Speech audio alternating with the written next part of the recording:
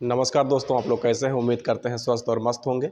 आज हम लोग जो DSSS है उसके जो पार्ट 1 है और पार्ट बी है, तो पार्ट बी में आज हम लोग चर्चा करेंगे। पार्ट बी में जो मेथोडोलॉजी है, जिसकी इसमें जो टीचिंग मेथोडोलॉजी है, इसके बारे में देखेंगे। आयोग का जो अभी आप लोगों ने देखा 19 बिंदु का सिलेबस तमाम घूम रहा है इधर उधर, तो आज 19 बिंदु इंग्लिश में है। लोग जो नए तैयारी करने वाले हैं समझ में नहीं आ रहा है कि 19 बिंदु में क्या है, तो उन्हीं का हिंदी रूपांतरण और फिर उसके साथ में उसकी व्याख्या के साथ आज हम ये वीडियो लेकर आए हैं। तो पाठ्यक्रम को आसानी से समझ पाएंगे, उसकी व्याख्या जान पाएंगे।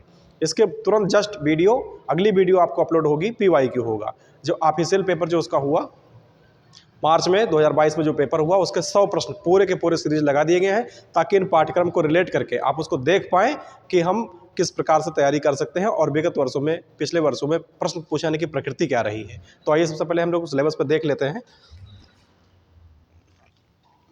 देखिए, इसमें पहला आपने दिया है childhood and the development of children, यानी कि बचपन और बाल विकास क्या है। तो बचपन मानव जीवन की सबसे महत्वपूर्ण अवस्था है। इस काल में बालक का शारीरिक, मानसिक, सामाजिक, भावात्मक और नैतिक विकास होता है। बाल विकास का अध्ययन यह समझने में सहायता करता है कि बच्चे कैसे सोचते हैं, सीखते हैं और व्यवहार करते हैं। विभिन्न मनोवैज्ञानिक जैसे पियाजे, वाइगोत्स्की, एरिक्सन ने बाल विकास के सिद्धांत दिए। शिक्षक को बालक की आयु, रुचि और क्षमता के अनुसार शिक्षण करना चाहिए। तो इस वाले चैप्टर में जो उन्होंने पहला पॉइंट दिया, बिंदु 1 जो उन्होंने बनाया अपना, तो उसमें किस वैज्ञानिक को पढ़ना है आपको? देखिए, जीन पियाजे को, लेव वाइगोत्स्की और एरिक्सन, इनको आपको देखना है इसमें। इसके बाद में बाल्यावस्था, वही सेम टॉपिक पे और थोड़ा डिस्प्लेन कर रहे हैं। Childhood and the development of children, बाल्यावस्था यानी बचपन और बाल विकास पे अगर देखें तो बाल विकास के प्रमुख क्षेत्र कौन कौन से हो सकते हैं। बाल विकास का जो पहला क्षेत्र है आपका, उसमें शारीरिक विकास की बात कही गई, जिसमें उसके बच्चे के वजन, ऊंचाई, मांसपेशियां, इंद्रियां, मानसिक और संज्ञानात्मक विकास में देखें क्या है, सोच, संज्ञानात्मक विकास में सोच किस प्रकार होगी, स्मृति, तर्क और इमोशंस विकास जो होंगे, इमोशन डेवलपमेंट होगा, भावनात्मक जो विकास होगा उसमें खुशी, डर, क्रोध, आत्मनियंत्रण। सामाजिक विकास में देखेंगे मित्रता, सहयोग, समाज के नियम और नैतिक विकास में सही गलत की जानकारी, सही गलत की समझ होना। ये आपके पहले बिंदु में इन चीज़ों को देखना है। दूसरी बिंदु जो आपकी है, अच्छा इसके प्रमुख सिद्धांत भी आप देख लीजिए। प्रमुख सिद्धांत में कौन है? संज्ञानात्मक, जब बात करेंगे संज्ञानात्मक विकास के चरण, तो उसमें जीन पियाजे के ध्यान में रख के ही पढ़ना है, जीन पियाजे के ही सिद्धांत को आपको पढ़ना है। फिर लेव वाइगोत्स्की का अगर हम सिद्धांत देखें तो उसमें सामाजिक अंतःक्रिया और ZPD, zonal development program, zone approximate development है उसमें। एरिक एरिक्सन में देखेंगे मनोसामाजिक का विकास है, और कोहलबर्ग में देखेंगे नैतिक विकास। नैतिक विकास में मतलब क्या? नैतिकता आ जाए आपके अंदर, सही और गलत की समझ हो जाए। शिक्षक को बच्चों की व्यक्तिगत भिन्नताओं को समझ कर ही पढ़ाना चाहिए। अब दूसरे बिंदु पे उसने जो बिंदु दिया, समकालीन भारतीय समाज, अंग्रेजी में लिखा है कंटेम्प्रेरी इंडियन सोसाइटी। तो इसमें समकालिक भारतीय समाज विविधताओं से भरा हुआ है। इसमें जाति, वर्ग, धर्म, भाषा, संस्कृति, लिंग की विविधता पाई जाती है। समाज में असमानता, गरीबी, बेरोजगारी और शिक्षा की असमान पहुंच जैसी समस्याएं हैं। तो शिक्षा समाज को सुधारने का सशक्त माध्यम है। शिक्षक को सामाजिक वास्तविकताओं को समझते हुए समावेशी शिक्षा देनी चाहिए। इसके अंतर्गत आप समावेशी शिक्षा पढ़ेंगे। और उसमें है समकालीन जो भारतीय समाज है, यह विषय भारतीय समाज की वर्तमान सामाजिक वास्तविकताओं को समझाता है। इसमें से जो प्रमुख तत्व रखे गए वो क्या होंगे? जाति व्यवस्था और वर्ग भेद किस प्रकार है, लिंग असमानता किस प्रकार से दिक्कत पैदा कर रही है, धार्मिक और भाषाई विविधता, गरीबी, बेरोजगारी, वैश्वीकरण और निजीकरण, संविधान, लोकतंत्र, सामाजिक न्याय। यानी कि इन बिंदुओं को आप देखेंगे। शिक्षक समाज में समानता, न्याय और लोकतांत्रिक मूल्यों को बढ़ावा देता है। शिक्षक क्या करता है? समानता, न्याय और लोकतांत्रिक मूल्यों को बढ़ावा देता है। अगला है शिक्षा, समाज, पाठ्यक्रम और शिक्षार्थी। तीसरी टॉपिक जो दी गई, education, society, curriculum and learner. शिक्षा और समाज एक दूसरे से जुड़े हुए हैं। आप लोग जानते हैं शिक्षा है तो समाज एक दूसरे से जुड़ा हुआ है। समाज की आवश्यकता के अनुसार ही पाठ्यक्रम का निर्माण किया जाता है। समाज में जिस प्रकार की आवश्यकता होती है उसको ध्यान में रख करके ही पाठ्यक्रम का निर्माण करते हैं। शिक्षार्थी शिक्षक की प्रक्रिया का केंद्र होता है। जो शिक्षार्थी होता है वो शिक्षा की प्रक्रिया का क्या केंद्र है। पाठ्यक्रम का उद्देश्य केवल ज्ञान देना ही नहीं होता है, बल्कि बच्चे का सर्वांगीण विकास करना भी होता है। इसी में बताते हैं आगे बिंदु इसमें है। मुख्य बिंदु क्या है? शिक्षा समाज की जरूरत से जुड़ी हुई होती है। पाठ्यक्रम समाज की संस्कृति और मूल्य को दिखाता है। शिक्षार्थी का सामाजिक आर्थिक पृष्ठभूमि सीखने को प्रभावित करती है। शिक्षार्थी का जो सामाजिक आर्थिक पृष्ठभूमि होगा वो सीखने को प्रभावित करती है। अगर उसका सामाजिक स्तर अच्छा है, आर्थिक स्तर अच्छा है तो सीखने अच्छे सीखेंगे, अगर खराब है तो उतने अच्छे से नहीं सीख पाएंगे। बाल केंद्रित पाठ्यक्रम का महत्व क्या है, ये पढ़ना है आपको। और शिक्षक को पाठ्यक्रम को लचीला और प्रासंगिक बनाना चाहिए। शिक्षक क्या करता है, पाठ्यक्रम को लचीला बनाए, मतलब आसानी से समझने वाला, और प्रासंगिक बनाए।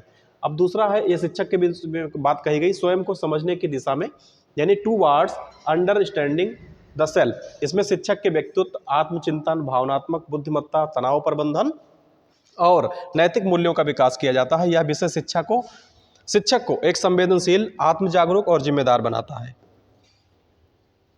अब इसमें और भी बिंदु हैं, इसमें क्या क्या शामिल किया गया। इसमें शिक्षक का आत्मचिंतन है, शिक्षक का आत्मचिंतन, आत्मविश्वास, भावनात्मक बुद्धिमत्ता और तनाव और समय प्रबंधन, नैतिक मूल्य, और शिक्षक, एक अच्छा शिक्षक बनने से पहले एक अच्छा इंसान होता है। आगे बिंदु जो आपका 5वां दिया गया, 5वें बिंदु में आप देख लें। 5वें में कहा पाठ्यक्रम में शिक्षण विधियां कैसी हैं। इस विषय में बताया जाता है कि अलग अलग विषयों को प्रभावी ढंग से कैसे पढ़ाया जाए। इसमें गतिविधि आधारित शिक्षण है, प्रोजेक्ट विधि के द्वारा है, सहकारी अधिगम है, और कंप्यूटर का प्रयोग, आईसीटी का प्रयोग और आलोचनात्मक सोच का विकास किया जाता है। इसी के अंतर्गत और हम देखें प्रमुख विधियां इसमें कौन कौन सी होंगी। प्रमुख विधि होगी आपकी गतिविधि आधारित, खेल खेल में शिक्षा या गतिविधि एक्टिविटी करवा के शिक्षा दिया जाए। अनुभव आधारित शिक्षा बताया जाए, प्रोजेक्ट विधि और सहयोगात्मक अधिगम और कंप्यूटर का प्रयोग। अब इसमें क्या है, सीखना सक्रिय, रोचक और अर्थपूर्ण होना चाहिए। सीखना क्या है, सक्रिय हो, रोचक हो, इंटरेस्टेड हो और अर्थपूर्ण हो, उसका कोई ना कोई अर्थ हो। 6 नंबर पॉइंट पे आपके दिए गए कि understanding language and early literacy, भाषा की समझ और प्रारंभिक साक्षरता कैसे होनी चाहिए। ये विषय बच्चों में भाषा सीखने की प्रक्रिया, जैसे बोलना, सुनना, पढ़ना, लिखना सिखाने पर केंद्रित है। बच्चे क्या करते हैं, बच्चे इसमें हैं, पहले बोलते हैं, सुनते हैं, पढ़ते लिखते हैं, सिखाने पर केंद्रित रहेगा। प्रारंभिक शिक्षाओं में ध्वनि का ज्ञान, शब्द पहचान, कहानी, कविता आदि का महत्व बताया गया। इसी में प्रमुख बिंदु को अगर हम शामिल करें तो मातृभाषा का क्या महत्व है, सुनना, बोलना, पढ़ लिखना, अंग्रेजी भाषा में भी, हिंदी भाषा में भी, ध्वनि का ज्ञान होना चाहिए, फोनिक्स का, कहानी, कविता, खेल के द्वारा शिक्षा होनी चाहिए, और प्रारंभिक स्तर पर डर मुक्त भाषा वातावरण जरूरी है। बच्चे के अंदर भय नहीं होना चाहिए, वो भय मुक्त वातावरण हो तो सीखने में बच्चा तेजी के साथ सीखता है। इसमें 7वां पॉइंट दिया गया कि प्राथमिक स्तर पर गणित शिक्षा क्या है, mathematics education for the primary school child. इसमें छोटे बच्चों को गणित सिखाने की सरल, रोचक और गतिविधि आधारित विधियां बताई गई। बच्चे को जो गणित सिखाए, गणित सबसे बाद में इसलिए बोरिंग हो जाती है क्योंकि उसको सरल और रोचक तरीके से हम नहीं बताते हैं।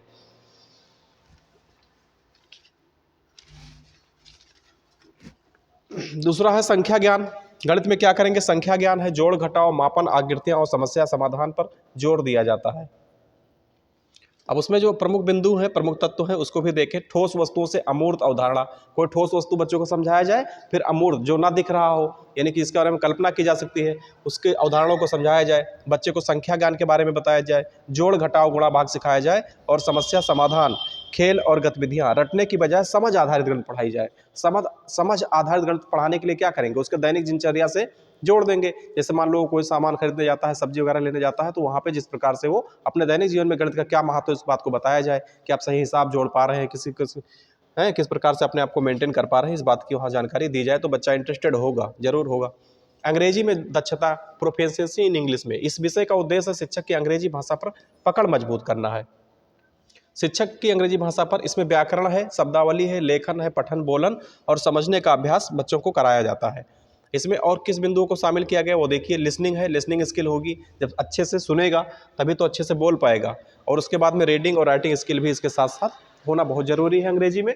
और ग्रामर की थोड़ी बहुत ज्ञान हो, वोकैब पर उसकी पकड़ मजबूत हो। शिक्षक को सरल और आत्मविश्वासपूर्ण अंग्रेजी आनी चाहिए। इसमें शिक्षक की बात कही जा रही है, शिक्षक जानेगा तभी तो सिखाएगा। इसमें अगला है condition learning and the socio cultural context में, संज्ञान, अधिगम और सामाजिक सांस्कृतिक। यह विषय बताता है कि सीखना केवल मानसिक प्रक्रिया नहीं है बल्कि सामाजिक और सांस्कृतिक प्रक्रिया भी है। क्या है, सीखना केवल मानसिक प्रक्रिया भी नहीं है, ये सामाजिक और सांस्कृतिक रूप से भी आपको जोड़ता है। जैसे इसमें आपका घर है, भाषा है, समाज है और संस्कृति बच्चे की सोच और सीखने को कैसे प्रभावित करते हैं, ये समझाया जाता है। 9 नंबर में और भी देखें, मुख्य विचार। अगर हम बात करें मुख्य विचार को किसके उसमें लिया जाएगा, तो सीखना सामाजिक प्रक्रिया है। अगर आप सीखते हो तो समाज से ही सीखते हो, परिवार उसमें सम्मिलित है, भाषा है, संस्कृति का भी प्रभाव पड़ता है। हर लोगों के धर्म और संस्कृति अलग अलग हो सकती है। सहपाठी से सीखते हो, शिक्षक की भूमिका, अनुभव से ज्ञान निर्माण और कक्षा को सांस्कृतिक रूप से संवेदनशील बनाना जरूरी है। 10 नंबर पॉइंट में आपके जो बताए गए वो बताया गया कि शिक्षक पहचान और विद्यालय संस्कृति यानी teacher identity and school culture कैसा होना चाहिए। इसमें शिक्षक की भूमिका, जिम्मेदारी, पेशेवर और नैतिकता और विद्यालय के वातावरण का अध्ययन किया जाता है। अच्छी स्कूल संस्कृति कैसे बनाई जाए इस पर ध्यान दिया जाता है। स्कूल की जैसे कल्चर होगी वैसे बालक का भी विकास होगा।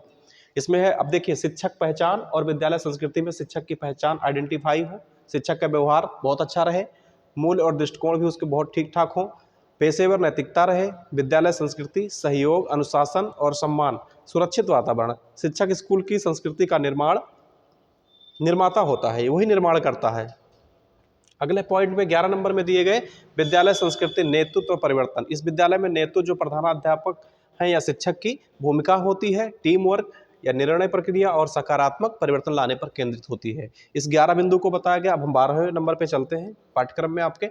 तो 11 नंबर में थोड़ा और एक्सप्लेन करेंगे हम। इसमें नेतृत्व की बात कही गई, प्रधानाचार्य शिक्षक की भूमिका, साझा निर्णय, अगर कोई भी फैसला लेना है तो सब लोगों से मिल करके टीम वर्क में ही फैसला लिया जाए, प्रेरित किया जाए।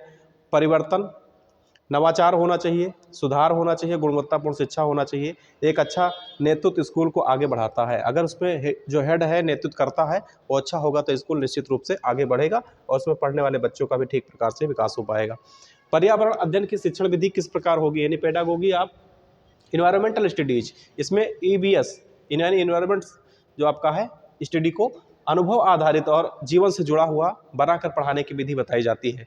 जो पर्यावरण की जो शिक्षा है वो क्या होना चाहिए, अनुभव के आधार पर होना चाहिए। यानी कि बच्चों को अगर तालाब के बारे में सिखाया था तो एक बार तालाब को घुमा भी दीजिए। पर्यावरण संरक्षण के बारे में दिखाया था तो पर्यावरण संरक्षण के बारे में उसको ले जा करके कहीं एक्टिविटी करवा दीजिए अपने आसपास। और उसमें से क्या है, जीवन से जुड़ा हुआ बनाकर पढ़ाने की विधियां बताई गई हैं। प्रकृति से जुड़ा हो, पर्यावरण संरक्षण, समाज और विज्ञान से जुड़ी समझ विकसित की जाती है। इसमें ऐसा नहीं बच्चों को हम काल्पनिक बातें ही बताते जा रहे हैं, बच्चों को उसको जीवन से जुड़े हुए चीज़ों को गतिविधि के माध्यम से दिखाना भी चाहिए। अब इसमें है कुछ बिंदु को और भी सम्मिलित किया गया, तो उसमें क्या विधियां हो सकती हैं इसके, भ्रमण किस प्रकार से होंगे, शैक्षिक भ्रमण, टूर जाते ही रहते हैं देखते हो, परियोजना किस प्रकार प्रोजेक्ट बनाया जाए, चर्चा हो और उस पर प्रयोग भी किया जाए। अगला बिंदु आपका 13 नंबर पे है अंग्रेजी भाषा की शिक्षण विधियां। अब अंग्रेजी भाषा की जो है पेडागोजी आप इंग्लिश लैंग्वेज, इसमें अंग्रेजी पढ़ाने की तकनीक है, जैसे कहानी के माध्यम से संवाद, भूमिका निभाना, किसी को प्ले रोल दे दिया जाए, गतिविधि शामिल है, बच्चों में डर हटाकर भाषा में रुचि पैदा करना इसका मुख्य लक्ष्य होता है। अंग्रेजी भाषा की शिक्षण विधि में अगर हम देखें तो इसमें प्रमुख दृष्टिकोण क्या है, कम्युनिकेटिव अप्रोच होना चाहिए। बच्चा अंग्रेजी में थोड़ा बोलने का प्रयास करे, ना बोले तो कम समझने का प्रयास करे। एक्टिविटी बेस्ड लर्निंग होनी चाहिए, जो भी सिखाया जा रहा है एक्टिविटी के माध्यम से आप सिखाइए। स्टोरी टेलिंग कर, कोई कहानी बता के या फिर रोल प्ले करके इस प्रकार से उसको सिखाएं। और लक्ष्य क्या होता है, बच्चों में भाषा का प्रयोग कराना होता है, बच्चों में भाषा का प्रयोग करवाना होता है। अब 14 नंबर जो टॉपिक आपके दिए गए उसमें लिखा वैकल्पिक शिक्षा पाठ्यक्रम यानी ऑप्शनल पेडागोजिक कोर्सेज में है। यह विषय संस्थान के अनुसार बदल सकता है। जैसे कोई संस्थान है तो वहाँ पे कला शिक्षा को महत्व है, स्वास्थ्य शिक्षा, ICT, कंप्यूटर है, इस प्रकार से ये चेंज भी हो सकता है। 15 नंबर में वैकल्पिक शिक्षण के जो पाठ्यक्रम है उसके बारे में कहा गया, तो जैसे क्या, कला शिक्षा, स्वास्थ्य और कंप्यूटर और कार्य अनुभव, सर्वांगीण विकास पे बल दिया गया है। अतिरिक्त जोड़ा गया जो वैकल्पिक शिक्षण पाठ्यक्रम को जोड़ा गया वो क्या करता है, बच्चे के सर्वांगीण विकास पे बल देता है, जैसे वो कंप्यूटर सीख जाए, कुछ टेक्निकल चीज़ सीख जाए, उसका स्वास्थ्य में सुधार हो जाए। 15 नंबर में है सामाजिक विज्ञान की शिक्षा किस प्रकार से दी जाए। सोशल साइंस एजुकेशन के बारे में बात कही गई, तो उसमें इतिहास, भूगोल, राजनीति और अर्थशास्त्र को शामिल किया जाता है। इसको जोड़कर पढ़ाने की विधियां सिखाई जाती है। आलोचनात्मक सोच और नागरिक बोध विकसित करना इसका मुख्य उद्देश्य होता है।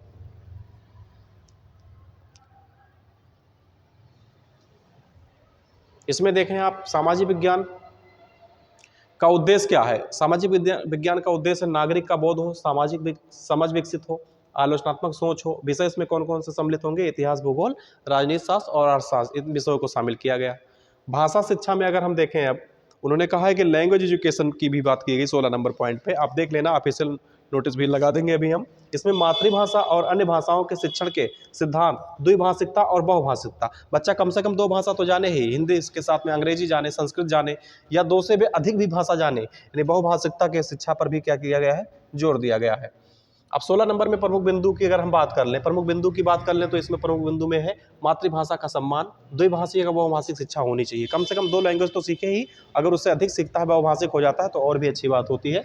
भाषा और उसकी पहचान, भाषा केवल विषय नहीं संस्कृति भी होती है, भाषा से संस्कृति जुड़ी होती है, आप लोग पहले से ही जानते हो। गणित जो शिक्षा है, मैथमेटिकल एजुकेशन किस प्रकार होनी चाहिए, उच्च स्तर पर गणित सिखाने की विधियां अवधारणात्मक कॉन्सेप्ट के समझ पे होना चाहिए, तर्क शक्ति आधारित और समस्या समाधान पे ध्यान दिया जाना चाहिए।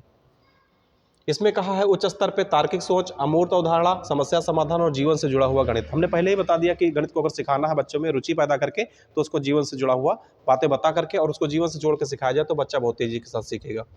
इसमें है विज्ञान शिक्षा किस प्रकार दी जाए, साइंस एजुकेशन। इसमें प्रयोग है, अवलोकन है, बच्चों को जरूर दिखाया जाए, अगर कोई उसमें कोई टॉपिक को सम्मिलित किया तो उसका अवलोकन जरूर करवाया जाए।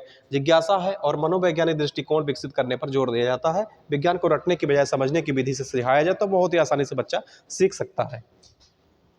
तो ये बच्चों को ध्यान में रख के बहुत अच्छे सिलेबस को निर्माण किया गया इन्होंने। विज्ञान शिक्षा में वैज्ञानिक दृष्टिकोण है, प्रयोग है, अवलोकन है, जिज्ञासा है, कारण परिणाम। विज्ञान सोचने की आदत विकसित करती है। क्या करती है? विज्ञान सोचने की आदत विकसित करती है। एक अंतिम बिंदु, अंतिम जो आपने 19 नंबर पॉइंट यही लास्ट तक दिया गया था, विविधता, लिंग और समावेशी शिक्षा के बारे में बात कही गई, diversity, gender and inclusive education के बारे में बात किया गया। तो इस विषय में विशेष आवश्यकता वाले बच्चे, लैंगिक समानता, विशेष आवश्यकता वाले बच्चे हैं, जैसे दिव्यांग बच्चे भी हो सकते हैं इसमें, लैंगिक समानता लैंगिक कभी लैंगिक मतभेद ना करें, लैंगिक लिंग भेद ना करें, सामाजिक विविधता होनी चाहिए और सभी वर्ग के लिए समान शिक्षा पर बल दिया जाता है। समावेशी कक्षा कैसी बनाई जाए यह सिखाया जाता है। समावेशी कक्षा में सभी को समान रूप से रह करके शिक्षा देने की बात कही गई है। अब इसमें और थोड़ा सा एडिशनल किया गया, तो इसमें विविधता, लिंग और समावेशी शिक्षा में क्या है, समावेशी शिक्षा को सम्मिलित किया गया, विशेष आवश्यकता वाले बच्चों पर ध्यान दिया जाए, लैंगिक समानता और सामाजिक विविधता उस क्लास पे जरूर होनी चाहिए, यानी हर समाज का बच्चा पढ़े, हर बच्चा महत्वपूर्ण है और सक्षम है। बच्चे को हमेशा ये फील कराया जाए कि हर बच्चा महत्वपूर्ण है हमारे लिए और वो सक्षम है हर चीज़ में, तभी तो समावेशी कक्षा बन पाएगी। इसी के साथ में ये 19 पॉइंट का सिलेबस था। अब इस सिलेबस के बाद में हम लोग क्या करेंगे, अभी जो PYQ है, जो DSSB ने परीक्षाएं को कराया है PRT के, उसके पहले प्रश्न पे अब हम चर्चा करने जा रहे हैं, जो अगली वीडियो में आप देख पाएंगे। चलिए।